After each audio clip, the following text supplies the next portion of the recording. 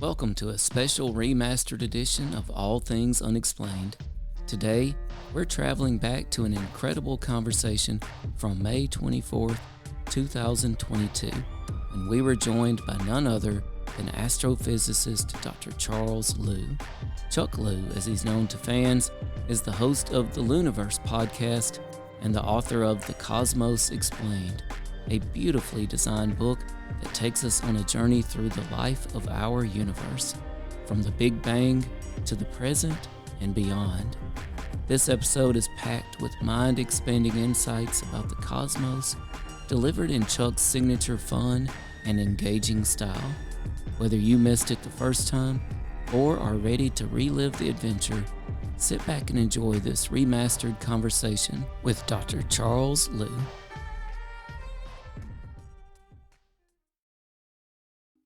I am here to discuss the so-called flying saucers. We know now that in the early years of the 20th century, this world was being watched closely by intelligences greater than man's. Did the CIA write Wind of Change by the Scorpions? As humans busied themselves about the various concerns, they were scrutinized and studied. Dr. Loeb, what percentage chance do you give it that you have indeed uncovered extraterrestrial or non-human technology? With infinite complacence, people went about their affairs, yet across an immense ethereal gulf, intellects vast and unsympathetic drew their plans against us. All of a sudden, a stick out of nowhere landed right in front of us, and there was no tree, nothing overhead. Something threw it at us. Yeah. All things unexplained. So some of that, I think, sir, we'll save for closed session. All Things Unexplained is free to watch on YouTube and listen to wherever you get your podcasts. If you would like to support our show, you can visit our YouTube store. Additionally, you can find us on Venmo under All Things Unexplained. Be sure to check out our website, allthingsunexplained.com. All proceeds from the sales of Dr. Mounce's books on Amazon and Audible also go straight to our show. Okay, welcome everybody to All Things Unexplained. We are so excited to have lots of people watching live with us. If you're listening to us later on podcasts, thank you for joining. We have such a great show for you today. We have author of the new book, The Cosmos Explained, host of the podcast Into the Luniverse. He's an associate in astrophysics at the American Museum of Natural History, a professor, a talented singer, which we have proof of from earlier tonight, co-author along with Neil deGrasse Tyson and Robert Arion of the book One Universe at Home and the Cosmos. And I think that's all the time we have for the show. So thanks for tuning in. It's Dr. Charles Liu. Thank you for joining us. Thank you so much for having me. What a pleasure to be here. Yes, we are so thrilled to have you. And wow, what a record you have there of all of the things that you've accomplished. We're grateful that you are joining us on our show. We've got lots in store for everyone tonight. Those of you that are joining us live on Facebook, we will be doing a section where we will take listener questions and give those to Dr. Liu or Chuck or Charles or however you would like to address them tonight. I'm going to go with Dr. Liu. So please do share those comments and questions with us. And I've got Dr. Mounce with us here this evening. Hello, Dr. Mounce. And I've got Smitty Neves. Great to be back. And if there's no other housekeeping, we'll dive right in. Any questions or comments before we get going, guys? It's just good to have you with us, Dr. Lou. Oh, it's so nice to be here with you. Thank you. Oh, Dr. Mouse, you're waving my book around. That's so kind. Tremendous book, we available actually, on Amazon. We tried to make this book accessible to everybody. You see that the cover isn't like some fancy thing, right? But it's designed to be. Oh, you too, CJ. Oh, thank you. Yeah, the drawings, the art. It's all designed to tell people, look, the universe is not this foreign thing that's so far distant from us that we can't understand it. We are part of the universe, and the universe is part of us. We are as cool and as ordinary and as mysterious as everything else in the universe, be it a planet, a star, a galaxy. or even the cosmos itself.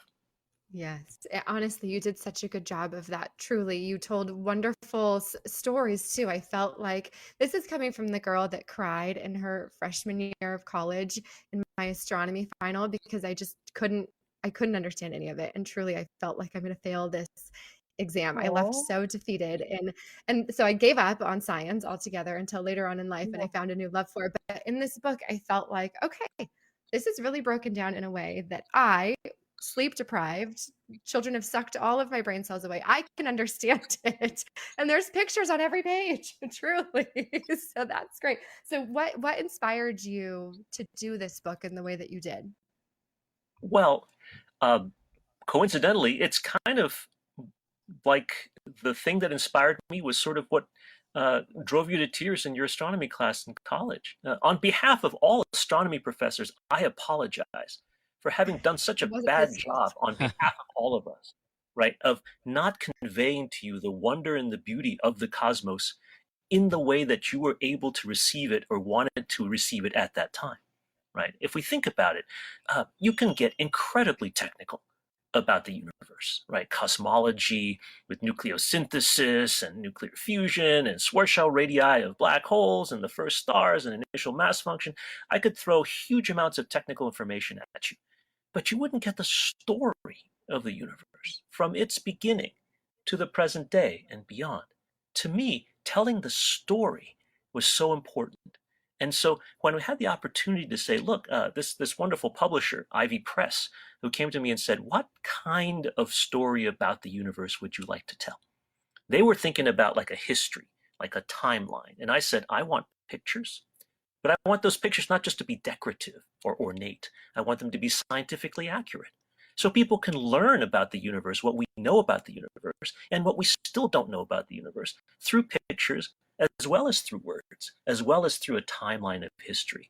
All these things combined together. And so this was my way of trying to create a story of the universe that anyone could pick up at any point, right? In the chapters, you can learn one part of it. But overall, you can learn the whole thing about it and enjoy it no matter what, and not feel like it's, you know, not for you, right? And you're saying, CJ, I want this to be for you, right? And for everybody. That was what inspired me to write the book in this way. Yeah, well, you did a beautiful job. And I read the whole thing and I truly felt like I understood so much more than I have before. So thank you for doing that. And you did do it on a timeline. And one thing I noticed was, chapter one was what, negative, what second were we at in chapter 10 one? to, Like, 10 to the minus 43 second I after love the Big yes. Bang.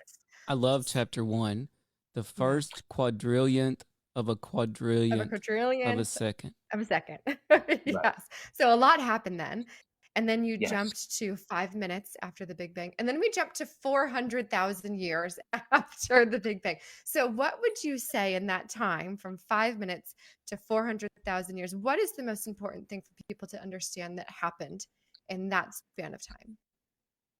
It is that the universe was expanding. See, when we try to compute time in the cosmos, one of the most intuitive ways to think about time is measuring how much the universe has expanded since time equals zero, right? The Big Bang, the moment that time began to run. And as a result, the expansion of the universe is an increase in space as well as in time. It's still expanding today, and it continues to do so. And that's why we can keep track of cosmic time the way that they do. So during that time, nothing, say, exciting is happening, right? We picked 5 minutes because that's the time when the first atoms are forming. They're not even neutral atoms. They're atomic nuclei and electrons and light particles, photons, that are swirling all around one another. But between 5 minutes and 400,000 years, what happens is that the universe expands enough so that the light and the matter, the massive stuff like the hydrogen nuclei and the helium nuclei, can actually start to move independent of one another, something we call decoupling. And when that happens, that allows gravity to start doing its thing in the universe. That is, making things like planets and stars and eventually plants and people. And it allows the light to stream across the universe so that we can see what is going on other parts of the cosmos.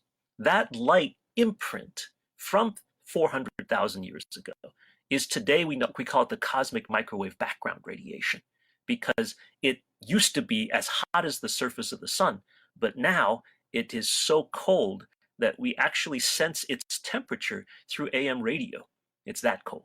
So that's the kind of thing that happened, that transitional period between when matter and energy were all interlocked and kind of dragging on one another, to the time when they began to stream freely of one another and allow for the rest of the universe to be built. Wow. Awesome. You know, Dr. Lou, Um, something Yes. that I had a hard time wrapping my brain around, and throughout the entire book, it kept coming back to me like it's haunting my nightmares almost, is at the very beginning of the book, at that first quadrillionth of a second, you say that there was a singularity, zero density, and infinite volume. And I just find that so difficult to comprehend. Right. The idea of a singularity, infinite and zero volume, has a circumstance. It actually is rooted in math. In true physics, originally, hundreds of years ago, there was really no way to imagine something like that has no size and yet actually has some sort of mass, which means that it is infinitely dense. And mathematicians, hundreds of years ago, started thinking about this. I'd say around the 1700s. They're like, you can actually create a circumstance on a math page where you can have that kind of singularity, but you can't do it in real life. So there was a lot of mathematical theorizing and actually proofs and really careful calculations about how you can deal with a singularity in the world if one ever existed. No one thought of one ever would. But then we realized that they could, because Albert Einstein's general theory of relativity explained that space isn't just a sort of emptiness in which stuff exists. Space is actually its own thing that grows and can also thus twist and bend and warp, kind of like a 3D version of a trampoline or a spandex swimsuit or something like that. And if you can twist spandex, right, and or space-time or anything like that, then you can make a singularity. And that's where your first inkling that a singularity could exist could have happened. A couple decades after that, heck, not even, within 10 years, brilliant mathematicians were saying, hey, I recognize this bending stuff and the ability to make singularities. And in fact, it was a Belgian priest, a guy named Georges Lemaitre, who came up with the idea, you know what? If the universe is expanding, then that means at one point the universe could have been so small that it was at zero volume, and thus it had to have infinite density, and thus it was a singularity. And so was born this idea. Georges Lemaitre called this the primeval atom. We today call it the Big Bang singularity. So is that just one of the theories of how the Big Bang could have happened? Because I recall reading something that you wrote about possibly two multiverses touching and creating our universe. Right. That's a great point, and this is where we're talking about that math now, right? We at 1/4 of a second, right, all the way to zero, even though there's a really small number of seconds, there's actually a really long way mathematically to actual 0, 0, 0, right? So our physics really can only explain the universe starting from about a trillionth of a quadrillionth of a second after the singularity.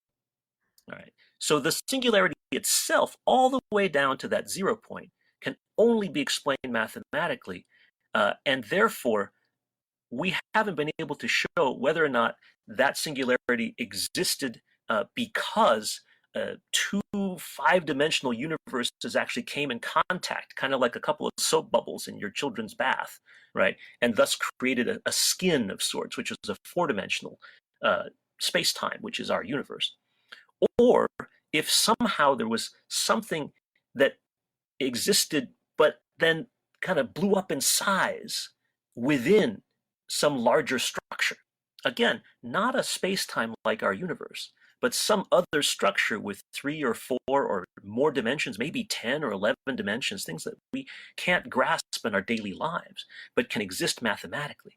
And as with all science that's at the cutting edge, the challenge for scientists is to say, okay, these are hypotheses, these are good ideas, and how can we confirm or falsify them?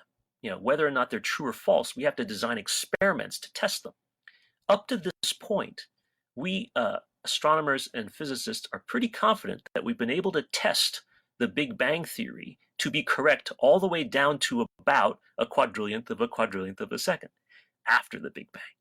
And then all bets are off. There's where that multiverse thing can happen. There's where that strange multidimensional thing can happen before that threshold in time. What's your favorite idea of what it could be? What do you want it to be? My favorite idea is the one that hasn't been thought of yet. Okay. I really think that people are onto this thing. The five-dimensional membrane connecting to create the four-dimensional space-time idea has been developed primarily by Lisa Randall at Harvard. She and Balasundaram, I don't know where he is right now, but they kind of built this idea where you could have these dimensions connect with one another and thus explain a lot of our uncertainties about our own universe. For example, why is gravity so dominant on large scales, yet completely insignificant on nuclear scales, right? So that's sort of where we are at the moment. I think people are close to the truth, but there is something there that's still missing, and people really recognize that. Even, people like Randall and Sundram, or all the other people who are working on things like eternal inflation, Alan Guth's inflationary model. There is another, I'm just throwing names out, don't worry. You can go look them up if you're interested. But the bottom line is, I think they're all kind of close. They'll kind of like see different parts of the elephant, but they haven't seen the whole elephant yet. So I'm waiting for that thing that ties them all together. Waiting for the elephant. Okay, I like Yeah. I like Stacy's comment here. Yeah, that's great. Listener Stacy David Severn says, I think I just learned that my bathing suit has infinite density. Mind blown. Sounds like a problem, though. That's awesome. Okay, well, in the book, which is based on a, what was that, Smitty? So I don't think it's a problem if you like to eat a lot. I mean, it's long. Oh, so in your book, you do everything on a timeline, before, current, what's happening in the future. As elementary as you can you explain how scientists and mathematicians date these events? How do they figure out when these things happened? Great question. What we have to do is to figure out on a cosmic level how to translate the expansion of the universe to the seconds and hours and minutes that we're used to counting time with. And the way to make that connection, astronomers use a tool called redshift. It turns out that the way the universe is expanding, it causes every spot in the universe to move away from every other spot in the universe. And as a result, if I measure something far away, that means it's probably moving faster than something that's closer by on a cosmological scale. An analogy I like to use is fireworks. Every time a fireworks shell explodes in the sky, it turns into a big, beautiful flower kind of right away. That means that the things that got to the edge of that flower had to have moved faster than the stuff that moved in really close. So the expansion of a fireworks shell is like an analogy of how the universe is expanding away from us, and distant galaxies or black holes are being carried along for the ride. So astronomers have spent almost 100 years now trying to measure the relationship between how far away an object is and how fast it moves away from us because of the expansion of the universe. Once you get that speed, you can translate that speed into a distance, and that distance into the amount of time it takes for light to go from that distant object to us. And from that, we can then get a number of years ago that it happened.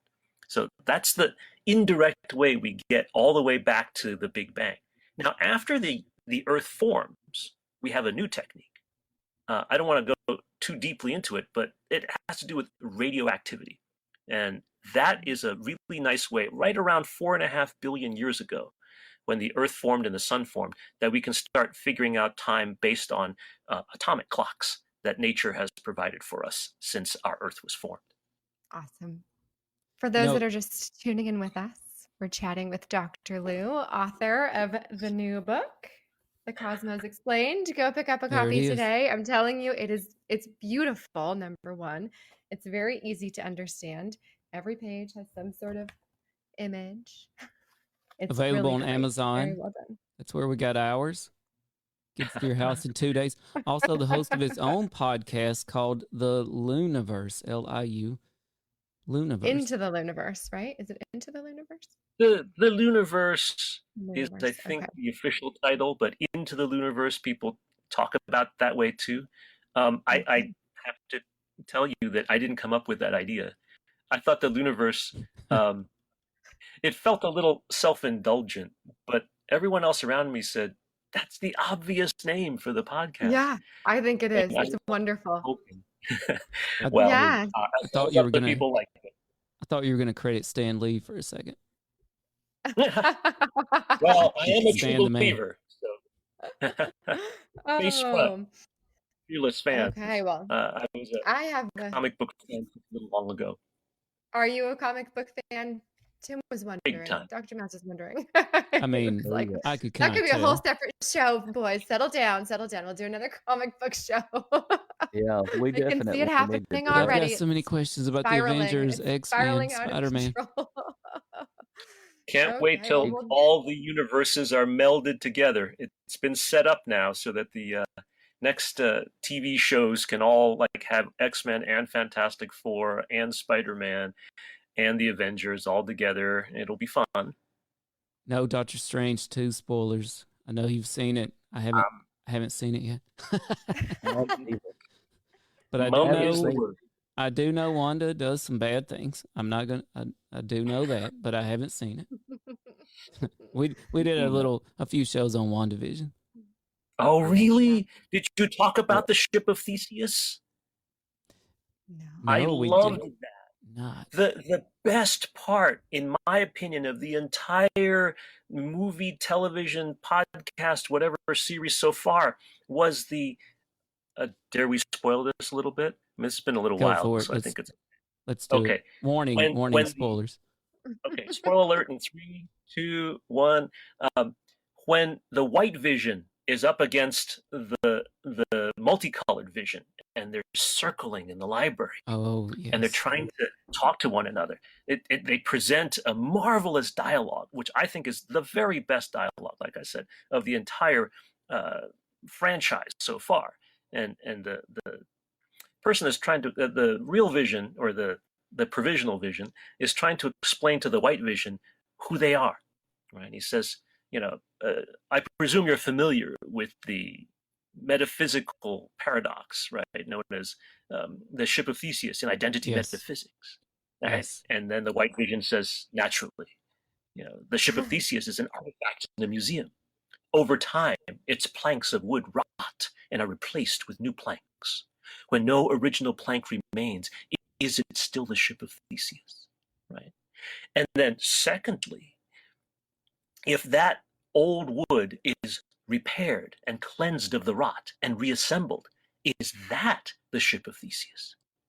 And the two of them think and they say, both are the true ship. Neither is the true ship. It's amazing. It's amazing. I loved it. I thought it was awesome. Total paradox. We can. Should have watched that. We show don't with have to you. hang around too much on this, but my theory: White Vision is off to the West Coast to start the West Coast Avengers. That's just my theory. Well, in the 80s and 90s, Vision. This is comic book stuff now. And again, I'm betraying my age and my childhood. but the Vision basically decides in his logic that it is appropriate for him to take over the world because the world is just so terrible that he should just run the world. But then he eventually sees the error of his ways and self-destructs in order to save the world from an evil version of himself, basically. And what is left is this sort of white version, a ghost-like Vision. And that creature has to develop an identity and restore his love for Wanda and how to live and things like that. And the whole West Coast Avengers stuff, that's all part of it. Yeah, the Vision started the West Coast Avengers before he turned white because that was part of his grand plan to take over the world. It was very interesting. He wanted to split the Avengers up so they couldn't concentrate and defeat him. Anyway, too much fun stuff. I'm so sorry. Just so you know, we are all still waiting on Mephisto. Like, where's Mephisto? What's going on here? But anyway. Yeah.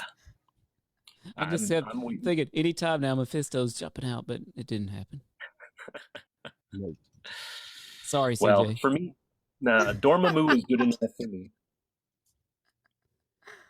Yeah, all right, sorry. Please continue. No, that's great, man. You should come back. We need to come back and have a Marvel show. Yeah. Yes, a Marvel that would be show awesome. It shall be. Okay, we're going to circle back to the book. We'll table the Marvel comic talk for another episode because I can see what's going to happen already. It's going to happen. Okay, so back to the book. Dark matter. Lots of discussion about dark matter. Lots of question about dark matter. Seems a very important piece to the puzzle of our universe. Do we know anything about dark matter other than we know that it must exist? We know what it's not. Does that help? Sure. We know that it's not made out of protons, neutrons, or electrons, or literally any other particle we've ever discovered. We know that the quantum mechanics of what we understand today, often what we call the standard model of particle physics, cannot explain the existence of dark matter. So what's happening is that right now, experimentalists are trying to find exotic new particles. They've done all kinds of interesting experiments deep underground, both in Europe and in North America and elsewhere. They're trying to see if some particle could be found that could explain all this, and they haven't. They've only been able to place upper bounds on the existence of these things. They keep having to change and adjust. Their original hypotheses are proven to be incorrect, and so they're readjusting their hypotheses to try to understand it. All that we know is that we know it's not those things. But when we astronomers look out in the universe, it is totally there. Absolutely there. The existence of dark matter has been confirmed again and again and again with every galaxy, with every cluster of galaxies, with every large scale motion of the universe that's measured. We know more and more for certain that for every pound of stuff that are made up of protons and neutrons and electrons, there are 4 or 5 or even 6 pounds of stuff that are not. Wow.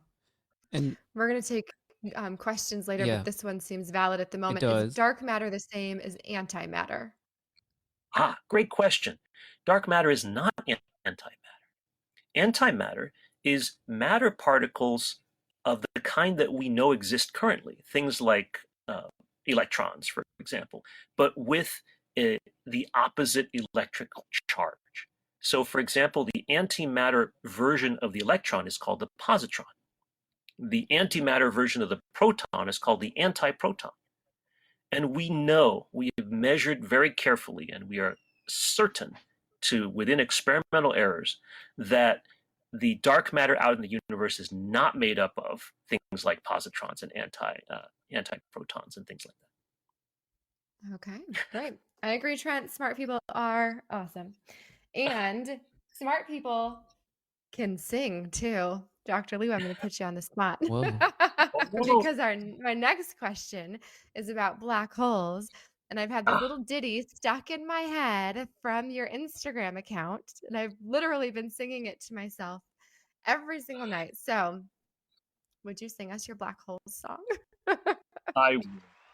Let me first say, by the way, that that this comment that smart people are awesome. Yes, it's true, but you know what? Not smart people are awesome too. In fact, this is something I really would like to get across. Smitty, We're good.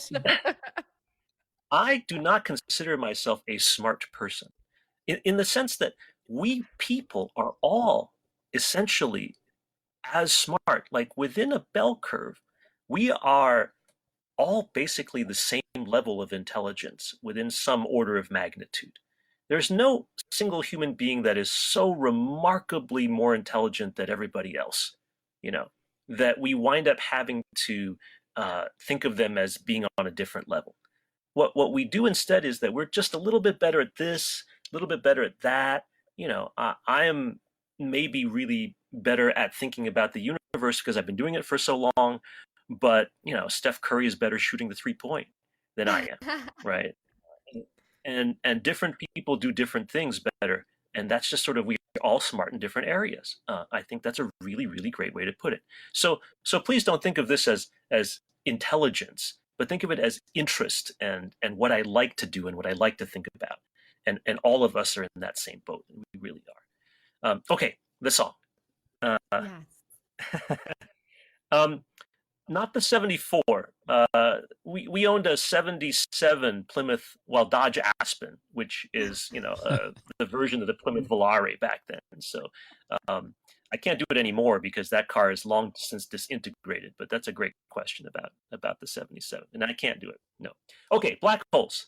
The thing yes. that the reason this song came about, CJ, and you may know this already, but it's that a lot of people think that black holes are like these giant vacuum cleaners, right? They just sort of suck you in, and that if you come near them, a regular black hole will come in and just like absorb you. It turns out that black holes actually are much more innocuous than that. They're very pleasant, actually. If you stay far away from them, they don't bother you at all. In fact, if the sun were to become a black hole today, we would not suddenly be sucked in toward the sun. There would be other kinds of radiation things that go on, like our sunlight would be replaced by X-rays and things like that. But really, gravitationally speaking, it won't cause us any more trouble than the sun does unless we get close to it. When we get into it, when we get to its event horizon, it's called, then they're stuck. Then that's your new home. You are not leaving. That's the inspiration for this song. And so that's why I take a cue and I thank Harry Belafonte for the melody. And it goes like this.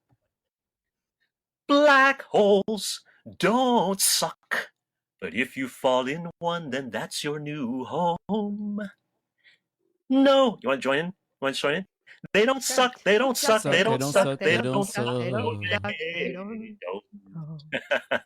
But if you fall in one, then that's your new home. Yes.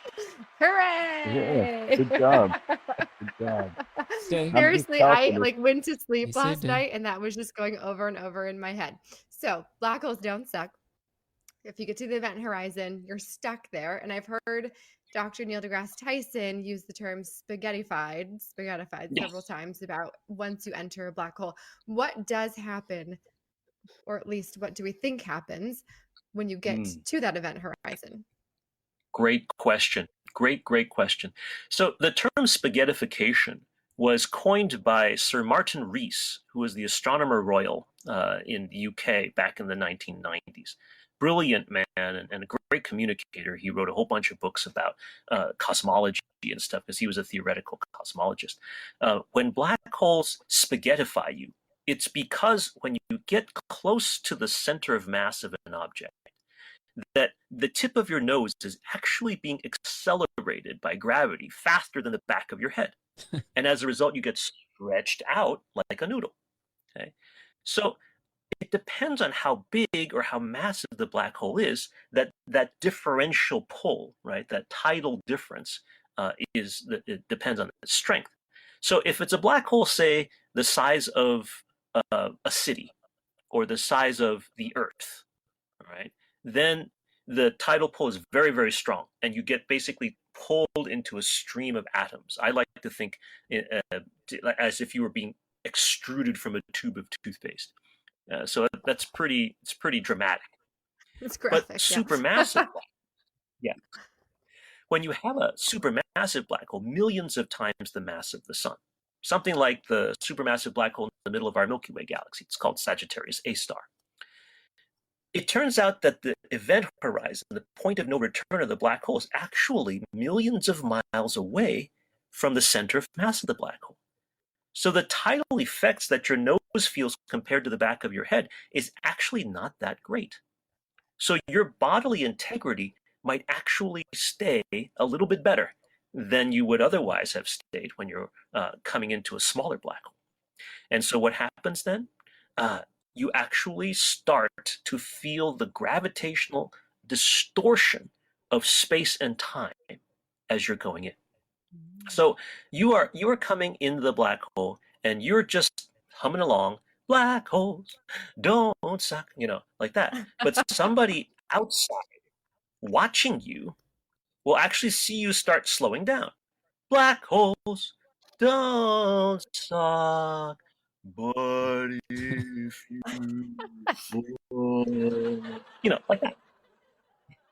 So basically, your time is being distorted. You experience time compared to the rest of the universe beyond the black hole at a different rate. And what will happen is the light that comes off of your body, okay, let's say I'm wearing some sort of a blue shirt, the light will start getting stretched as well. A regular blue light wavelength will get stretched toward the red. Red light will be stretched toward the infrared. You'll essentially become invisible as the radiation off of your body gets stretched to infinite wavelengths. And then you fade away, you touch the event horizon of the black hole, and the black hole literally rises to meet you. You become one with the black hole at the event horizon, and you never actually even enter it. As far as you know, that black hole might even be hollow. But when you reach the end, time stops flowing for you.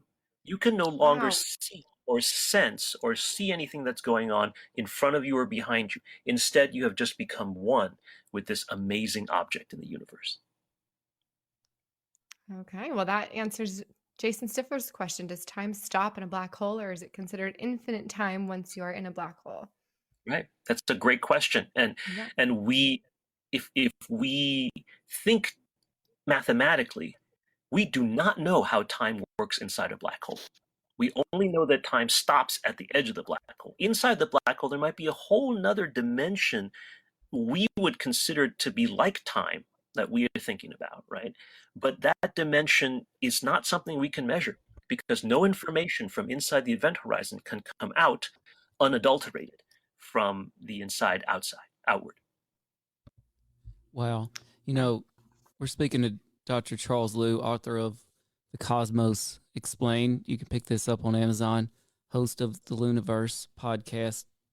Dr. Liu, one thing I've noticed since the singularity and throughout all of astrophysics, and including black holes, the speed of light seems to play a critical role in everything. Why is this? Well, Albert Einstein codified this in his special theory of relativity back in 1905. What people were noticing was that light simply behaves differently from other kinds of particles. Things like protons and neutrons and electrons, they have a certain way of behaving. And as a result, they change over time. You can actually see them evolve in not like Darwinian evolution, but change based on the environment that they experience. But light, turns out, does not really experience time as we understand it. A photon, a particle light or a wave of light, once it is emitted, it goes and goes and goes, and it doesn't change. Once it hits something, it doesn't change as so much it's destroyed and is recreated again in a different way, either with a different wavelength or a different frequency or something like that. And so light speed is as fast as something can go because it has no mass. Anything that has mass cannot go as fast as the speed of light. And because light has no mass, it is the speed limit of anything moving from one part of the universe to the other.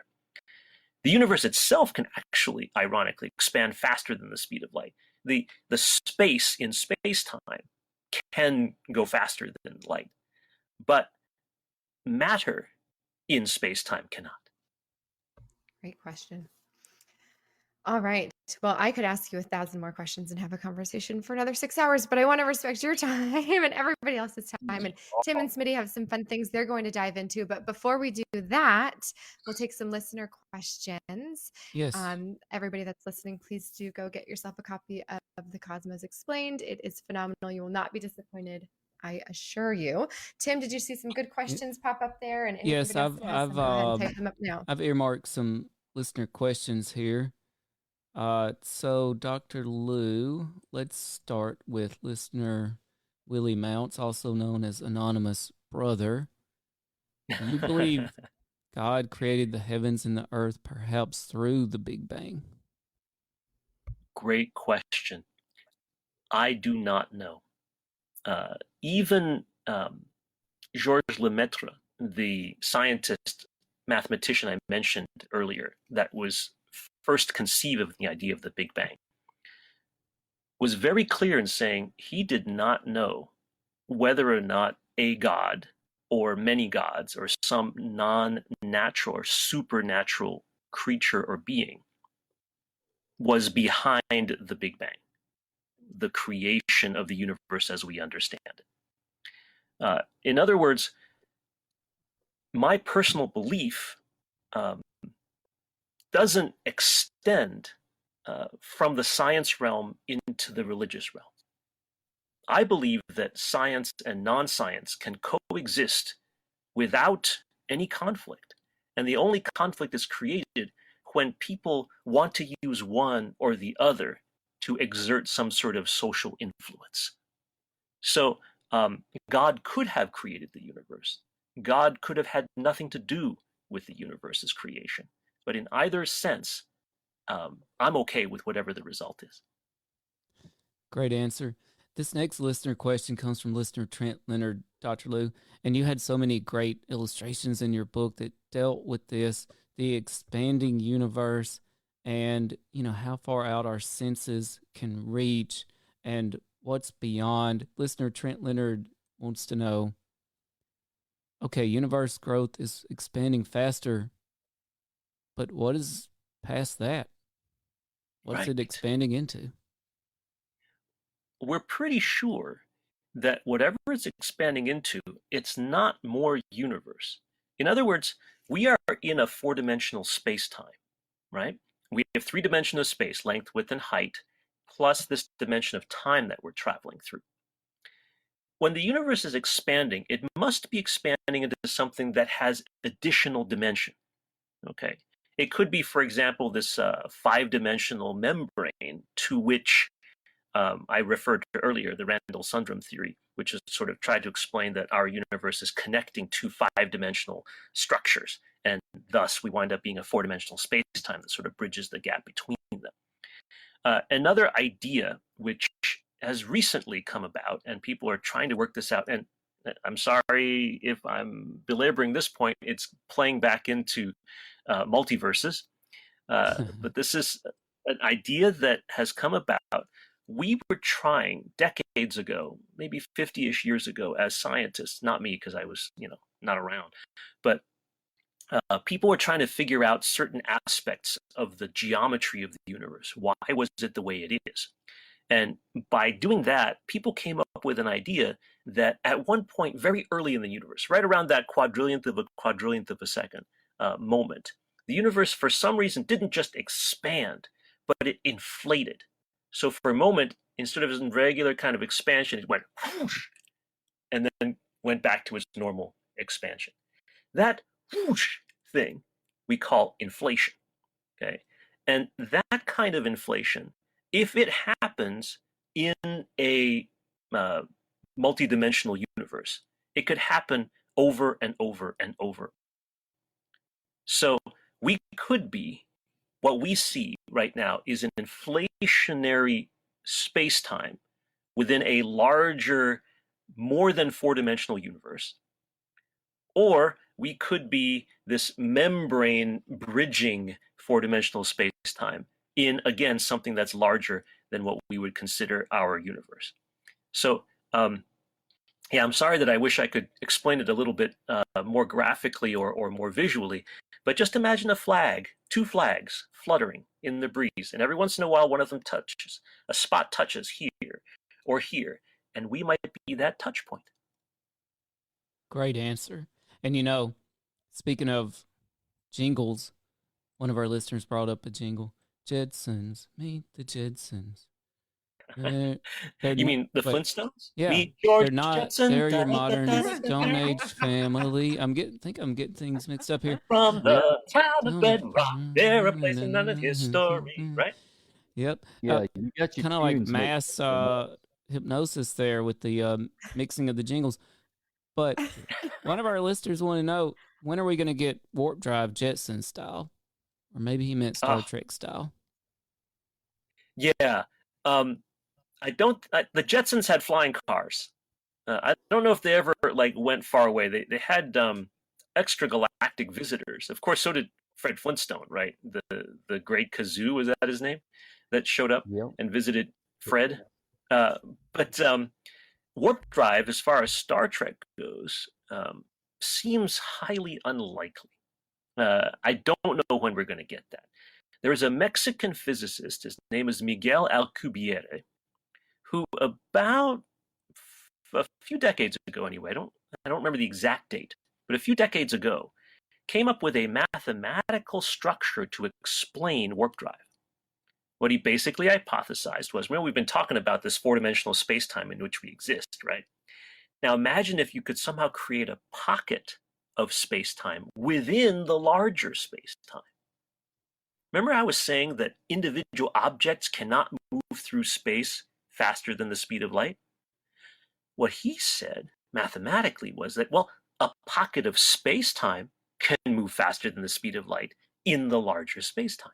So all you have to do is to surround whatever spaceship you want to fly in this sort of bubble, and thus you create this miniature space-time bubble that you can allow to fly through the universe at faster than the speed of light.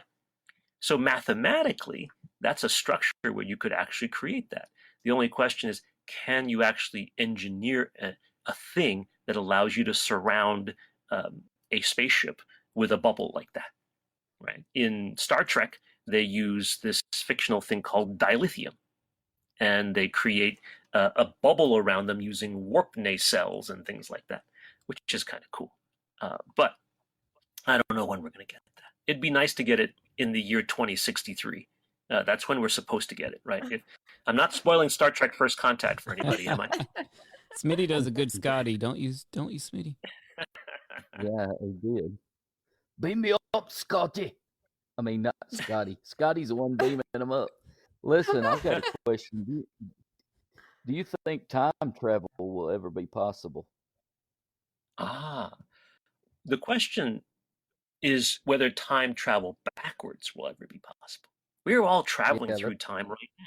We're traveling forward, right? Yeah, time is an unusual dimension. When Einstein was working out the general theory of relativity in the 19-teens, he had to recognize, and this is part of the reason it took him so long to work out the math, he recognized that whereas we can go forwards and backwards in length, width, or height, we cannot go backwards in time. We can only go forward. There was a paper published, I think a year or two ago, that gave a mathematical framework for the possibility of traveling backwards in time. But the problem is that our history the way that time works, we're dependent on causality. The fact that we go forward only in time allows us to mark things like ages, birthdays, any kind of milestone, any kind of changes, whether on a subatomic or on a grandiose level. That's all dependent on causality. So if we move backwards, this mathematical paper that was published, I think somewhere in Australia, showed that even if you go backwards for a period of time, eventually your time always goes back to the causal thing that you were going to want to have been from in the first place. In other words, you travel backwards in time, you come back, and things basically won't have changed from when you left. Even though you might want to go back and change something cool, you can't do it. We don't know if that particular paper is correct from the physical perspective or from the cosmological perspective, but it would be really interesting, wouldn't it, to be able to travel back in time. But it doesn't sound like we can change the past, even if we could. Very good. Yeah, I'm a historian, so I've always wondered that. Wouldn't it be fun just to go back and just see stuff? I think that would be super cool. Where would you go back to? Where would your period in time, what would you travel back to see? Wow. Geez, there's so many different points in time that I would be very interested in. I think one of the places I would love to go is the Tang Dynasty, which ran from AD 618 to 907. That was a period of time when some of the best poetry in the world was written, some of the most amazing cultural phenomena. Most of the things that we associate with sort of classical Chinese culture and history originated roughly during the Tang Dynasty, what we would consider the Middle Ages in Europe, right? And there was a flourishing civilization with all kinds of super stuff. I would love to just be a fly on the wall or spider under the table or whatever, and just see all that stuff happening, looking at the great poets and the great artists of that time, watching them do stuff. That would be super cool. That would be neat. It would be. Where would you two like to go? CJ? To bed. To bed every night. More sleep is all I need at this point. It's funny. My kids, none of my three children slept through the night until they were 3 years old or older. So don't tell me. I understand your hope, situation, CJ. but you know what? But that's why I'm an astronomer. See, so guess who amongst me and my wife was the one who got up with the kids every night for 3 years plus per child. But I didn't mind it. It was part of my job description. You just went out and studied the stars, huh? When you not a Applause bad idea. deserved. So I've got new motivation to go look out at the universe at 2:30 in the morning. So to answer Smitty's question, I need to go forward. Wait, do I go forward to get a sports almanac or do I go back to get a sports almanac? I can't remember, but I need a sports almanac, and then I'll go back before the sporting events with my sports almanac. That's where I want to go. But he just said you can't change history. Wait a minute. You can't change it. I can't see Then I myself would fading go- away on my photograph. I would get the sports almanac, go backwards, make a lot of money, invest in Apple, and then come back. So that'd be a win-win situation. Got to get Right. back in time. No, that would be nice. We do not I know would the right actually Right, song. do you have any more listener questions we want to throw in there before we move on to hot takes, Tim? We did have a couple more listener questions real quick before we get to hot takes, or if we're going to do any of the wheel of questions. Listener Jason Stifler wants to know, and I think this is a great question, Dr. Lou, if most galaxies have a black hole, and the black holes are gobbling the galaxies and the time and the expansion of the universe, and they're all attracted to each other, when do we stop expanding and go back to the singularity? It's a wonderful question. Turns out, as based on our observations of the universe right now, we're never coming back together. For some reason, Space itself, as it expands, it gains speed in its expansion. If it did not, if like for every cubic inch of space, there were not just a tiny, tiny bit of extra expansion energy built into it, then eventually, yes, all of the matter in the universe, not just the black holes, but all the stars, all the dark matter, which is way more massive put together than the stars, right, would eventually draw us down together. It would slow down our expansion. And if it were enough, it would reverse the expansion and we would fall into something called the Big Crunch. As late as 20-ish years ago, that was a very real possibility. Our observations just weren't solid enough to know how much expansion power space had. But since about 1997, first with the Hubble Space Telescope observations of nearby galaxies, then followed by measurements of the cosmic microwave background and its geometry, and then followed by cosmological distances measured by exploding stars called Type 1a supernovae. All of that got put together, and we now are quite certain that space itself has so much power in its expansion that it's driving all the galaxies so far apart it will overwhelm gravity. And within a few billion years, right, estimates range from 1 to 1,000 billion years from now, all of those objects will be driven so far apart that there will no longer be any hope of pulling them back together again.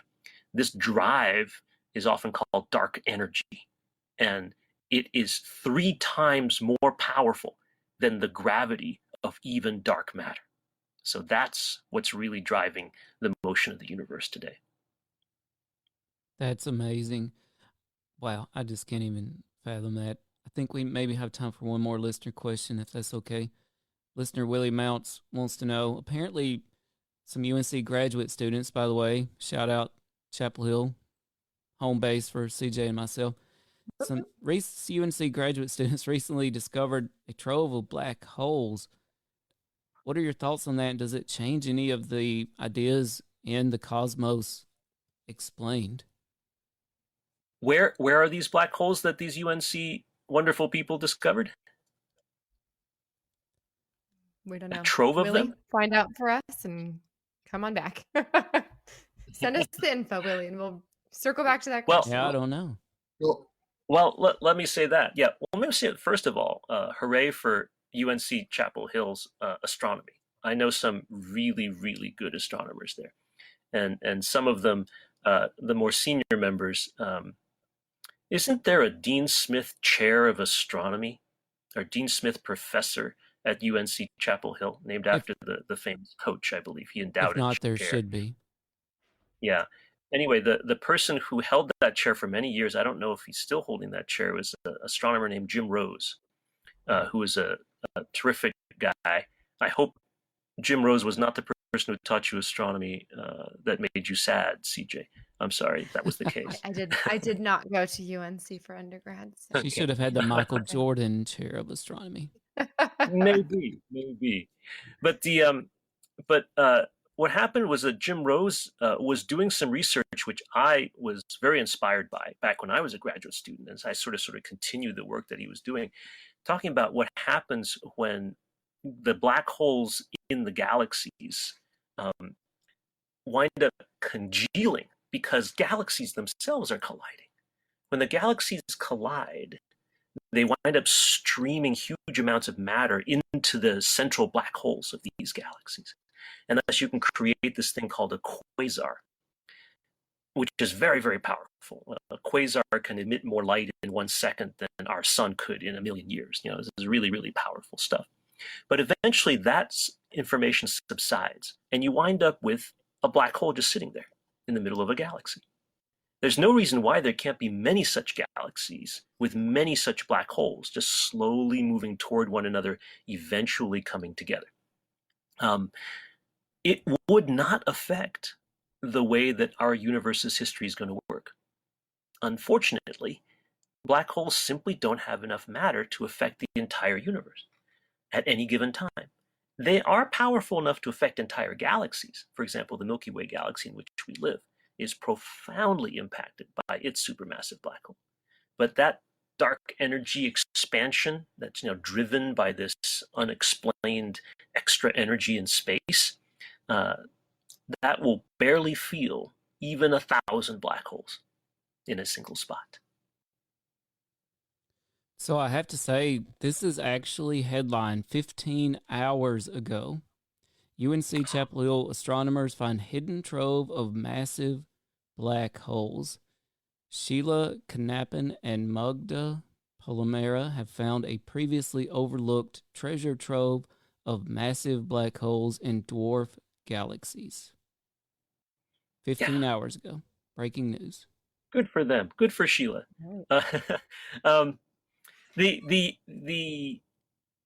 I think probably based on that headline, if we're talking about is black holes in dwarf galaxies are the issue here. Yes.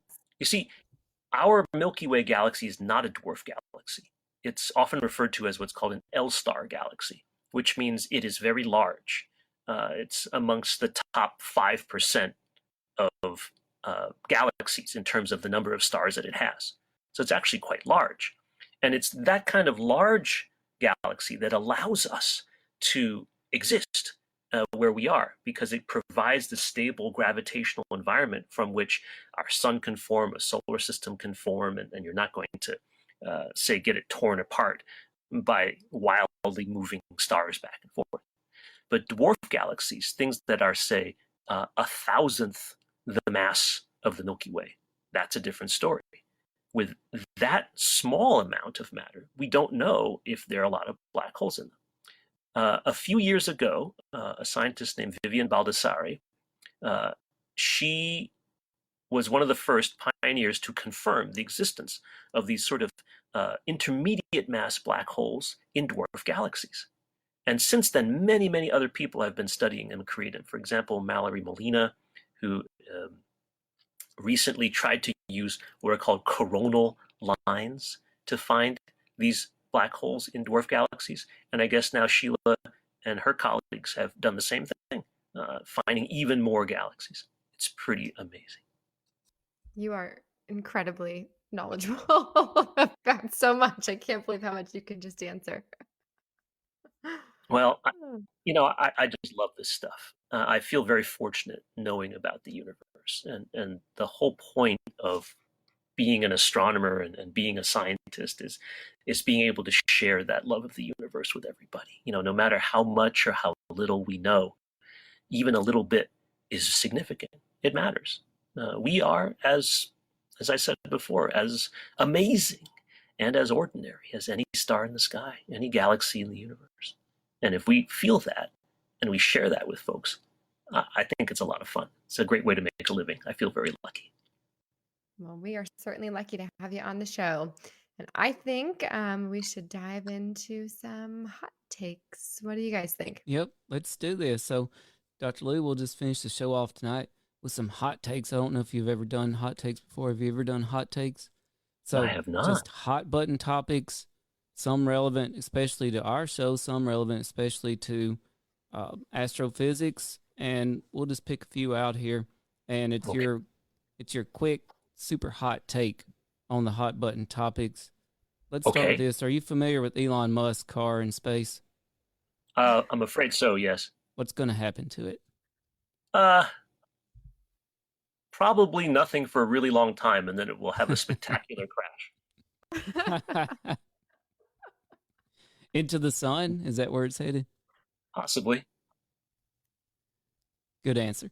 And I didn't know much about the Elon Musk car until CJ brought it up. I'm so thankful for you for asking that question. I was dying to know. CJ really want to know. I think it's going to go in the sun, and or it could get destroyed by something else. Who knows? Mm-hmm. Did we land on the moon? Yes. Good answer. What do you think about the future of space travel? I think it's bright. I think it will be eventually, maybe 100 years from now, as common for human beings to be in space as it is currently now for us to be in the air on airplanes. That's incredible. Let's hope so. Yeah. Dr. Lou, are we alone in the universe? No, we're not. The chances of extraterrestrial life existing are very, very high. However, the chances of them having come down to Earth, crash landing in Roswell, New Mexico, hiding amongst the populace, and then interbreeding with the locals, thus creating teenagers with supernatural powers who then have angst and issues when they grow up, the chances of that are essentially zero. But it would be cool. Yes, it would. Yes, it would. I would would like be to have cool. a couple of teenagers in my class. That'd be nice. What is something that is still unexplained about the universe that you would like to see explained in your lifetime? I would like to know what dark matter is made of, and I would like to know why dark energy exists. Dark energy and dark matter together comprise 95% of the contents of the universe. We don't know anything. I like to say that for everything that we've ever learned about anything we know about, there are at least 19 more things that we don't know about that we've never even thought about before because of dark matter and dark energy. So we have a lot to learn. Well, speaking of dark matter, one thing I find confusing, and maybe you can clear this up, have we officially confirmed the existence of the Higgs boson, aka the God particle? Yes, we have confirmed its existence. And the reason it's called the God particle is not because it's divine or it's anything more special than, say, other bosons, but because somebody long ago wanted to find it and couldn't find it and swore at it and basically said, oh, this is a God particle.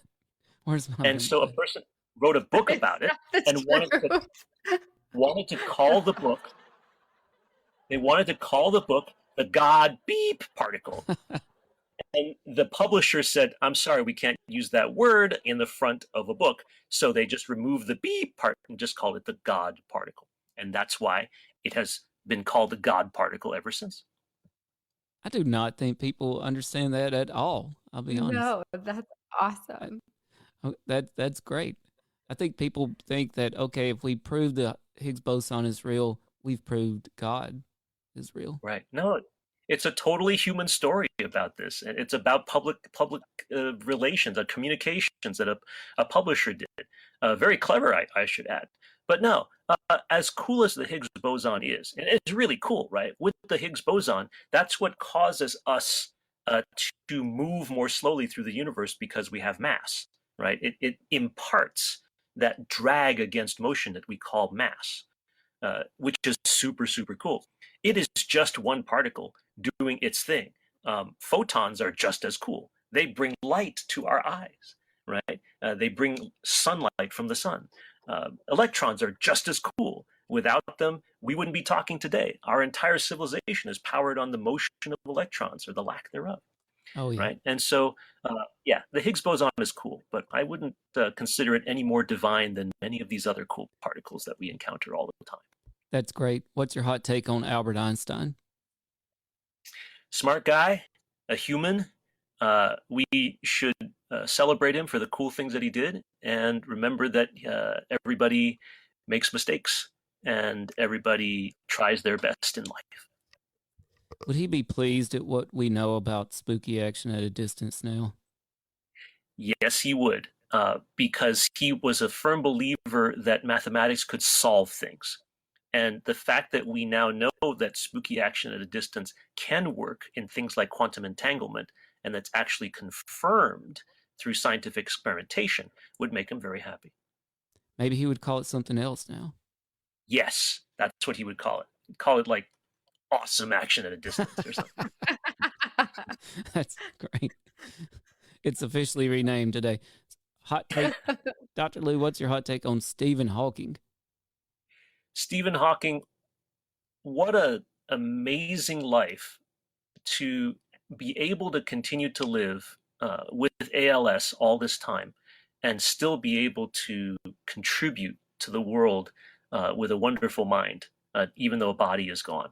It just proves that there's so much dimension to humanity beyond just flesh and blood and beyond just simple thought. Would we have astrophysics today as we know it without Sir Isaac Newton?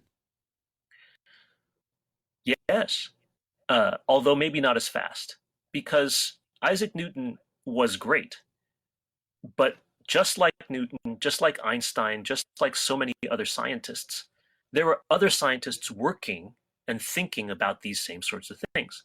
The true breakthrough that they made was inevitable based on the number of people working on these projects, but it was just a matter of when. So we may be decades, even a century behind on our science today were it not for Isaac Newton or for Albert Einstein or some of these great scientific thinkers. But we'd still get there eventually. Right. What's your favorite sci-fi movie? Star Wars. Had to be Oh, right. The I'm one gonna go true watch it. Star Wars. The only too Star far. Wars. This is Star the- Wars You get- is Star Wars is Star Wars. Yeah, you can add the words A New Hope Dr. after it. I Lou, don't mind. Don't add you those. might have just convinced me to go watch my very first Star Wars movie. Never seen a Yay! single one. This is the way, CJ. This is the way. What you do is you watch Star Wars A New Hope by itself, the original version from 1977. Don't think of it as some sort of massive arc or anything, but just think of it as its own little fairy tale about somebody doing something really cosmic in a really wild place in a battle of good versus evil. And that's the joy of that movie from that period of time. That describes what I do at high school every day. Good versus evil.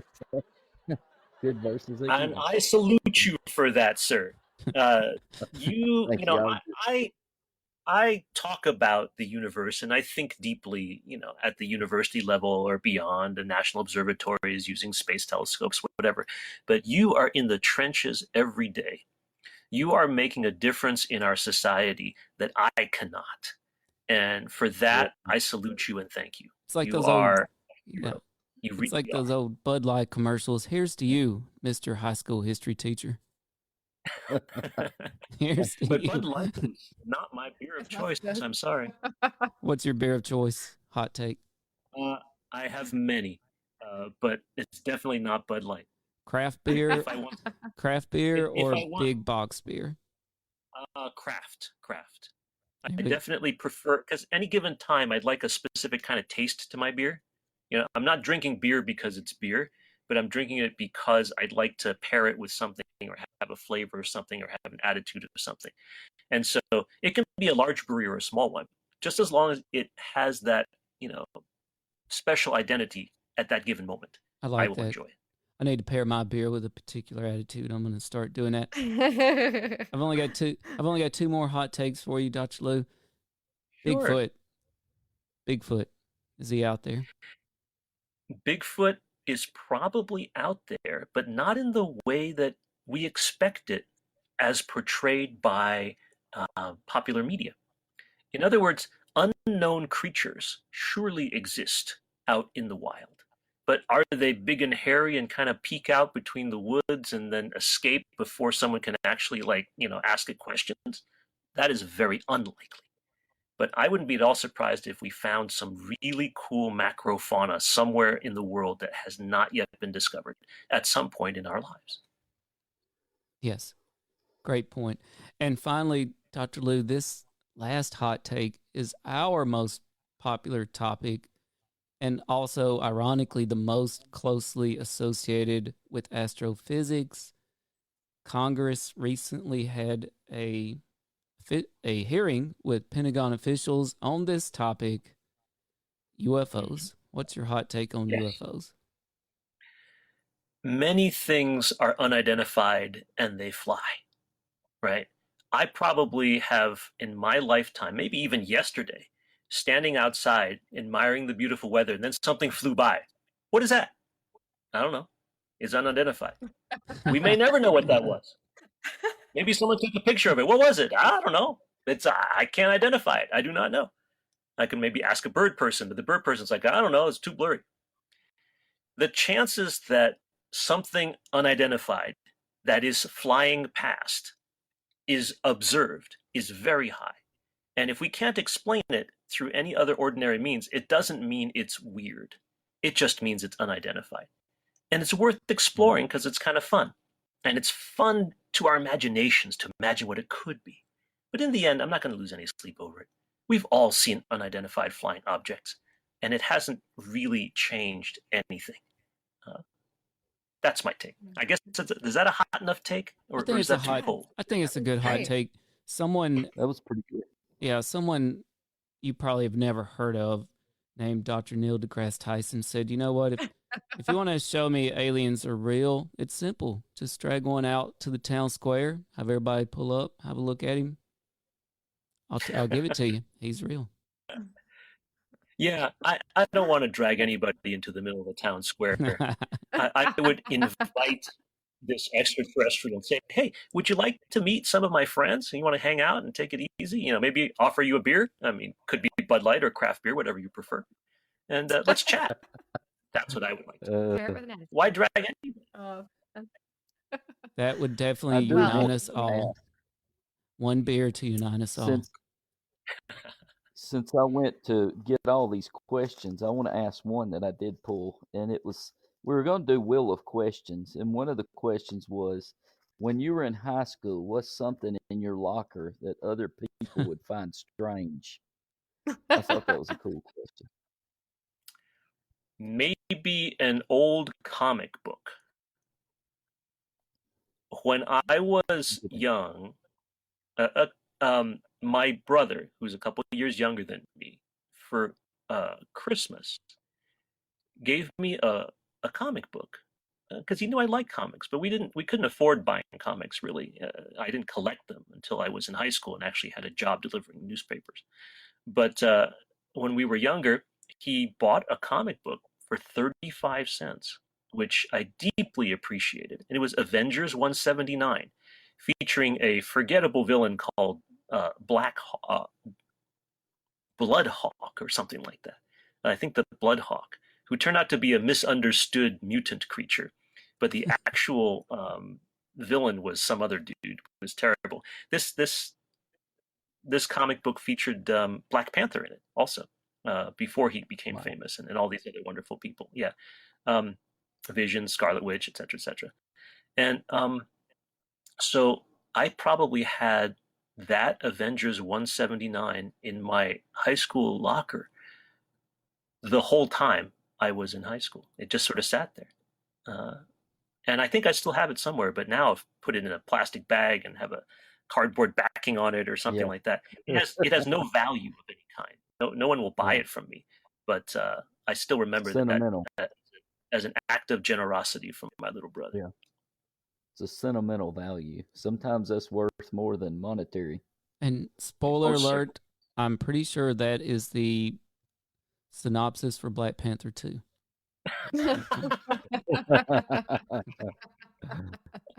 You heard it here on All Things Unexplained. Well, Dr. Lou, if we can have just 5 more minutes of your time. We did force Smitty to put all of these questions together. Let me send 18 text messages, Smitty. Do you have the questions? So these are just fun, not related to astrophysics whatsoever, but similar to what he just asked. We've got a few more for you. Sure. If you could sing a duet with anyone, who would it be? I'm assuming you're going to say me, but go ahead. Well, you would be high on the list for sure. Thank you. But I would say the person right now I would love to sing a duet with right now is Ariana Grande. She can sing. It seems kind of more. She is pretty amazing.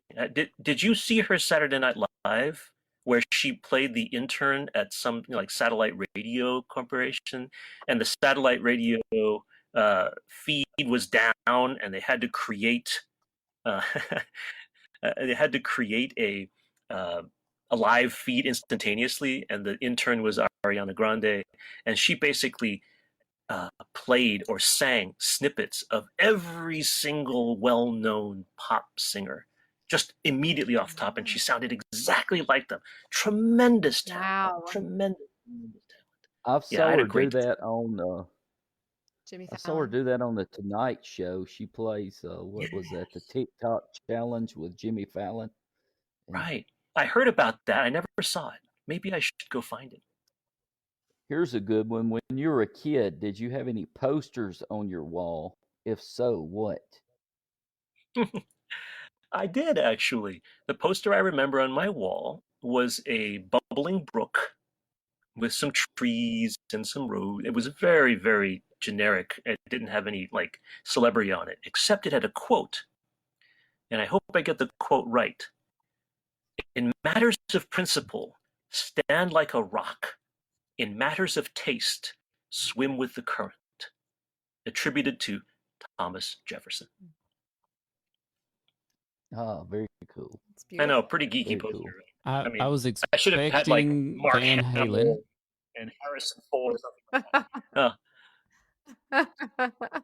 I only had Jonathan I Taylor had a Thomas big on my Michael wall. Jordan poster. I had Mm. Jordan slamming from like the free throw line. Nice. And I didn't even like basketball. But if you could have anything named after you, what would you want it to be? If you could have anything named after you, what would you want it to be? A college or a scholarship fund where students who loved the science, regardless of how they did on their SAT scores or whatever, could go and get a college education in the field of their choice for free just because they love to learn. Very cool. That's tremendous. That's a great thing. Not ambitious or anything like that, but, but that's what I'd like to have happen. I think we all should have that opportunity. I wish we all could. I agree. That's a great answer. We sure All right, haven't so hit enjoyed us with being one more. Let's get one more of those One more. questions, and then we'll Okay. wrap it up. Would you rather put ketchup or ranch dressing on everything you eat? This is a real intellectual question. Would you rather put An excellent ketchup question to end on. or I am more of a sweet tooth person than a Yeah. savory person. So for me, the answer would be ketchup. There The you go. exception, I put ranch dressing on chicken fingers because for some reason, ketchup on chicken fingers makes them taste like French fries. And I would rather have the ranch. My There son you have it, eats folks. probably about a gallon of ketchup a month. I mean, literally a gallon. Maybe more. So. Wonderful. Well, you tuned in to get astrophysics, and we talked about ketchup and ranch dressing at the end, but that's exactly how these things should go, in my opinion. So. You got to bring up the most important things in life. What's more important than ketchup and ranch dressing? And remember, ketchup and ranch dressing are part of the universe, right? That's Yes, exactly It's right. all part of the mixed universe. together are delicious. It's all It's stardust. That's right. That's right. That's what it is. But before we head out, Dr. Lou, tell our listeners where they can find you. Thank you. I tweet at Chuckliu, CHUCKLIU, and if you search for the Luniverse podcast, it's on various places. And I believe, yes, if you even type in Charles Liu, The Cosmos Explained, it'll point you to various places online where I exist, and you can get some information about the universe and have some fun with it too. Yes, lots of fun. The Instagram account is very fun. So everybody go and follow Dr. Lou on his Instagram account. You have been It's a very tremendous entertaining. guest. Tremendous Yeah. guest. You have been tremendous hosts. Thank you so much for having me and for asking fun questions. I mean, we're just having a good time here, and that's a great Yep. thing to do. I'm a big fan. Thank you so much. We need to have a comic book edition. That would be awesome. That would be awesome. I'll go watch And my if first Star you- Wars movie before we do that. Oh yeah, go see a Star Wars movie, and then let's do a comic book thing. We can do a Star Wars thing. We'll do a Star Trek thing. We'll do anything. I don't care. Pick something. I'm more. We did have a I'm more special of a Star episode Wars. where we went on the search for Smitty. So Search for Steve. Well, you can usually That would be find me Star sitting in Trek this 3, recliner. Smitty Trek 3. Smitty in the Smitty. That's usually where I'm at in the recliner after work. So, but We sure did find appreciate him. it. Is it time you for want me to Larry to take us take us out? out? I think I got Larry for us. Dr. I Lou, want thank to- you so much.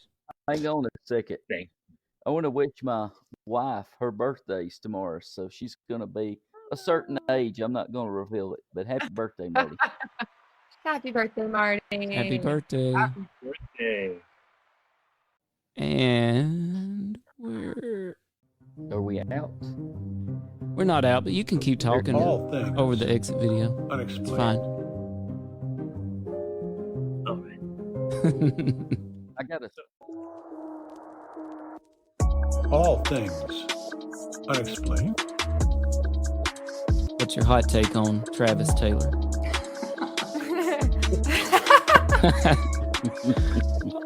I've got an exclusive for you guys if you Okay. want it about Yes, the Alaska. we do.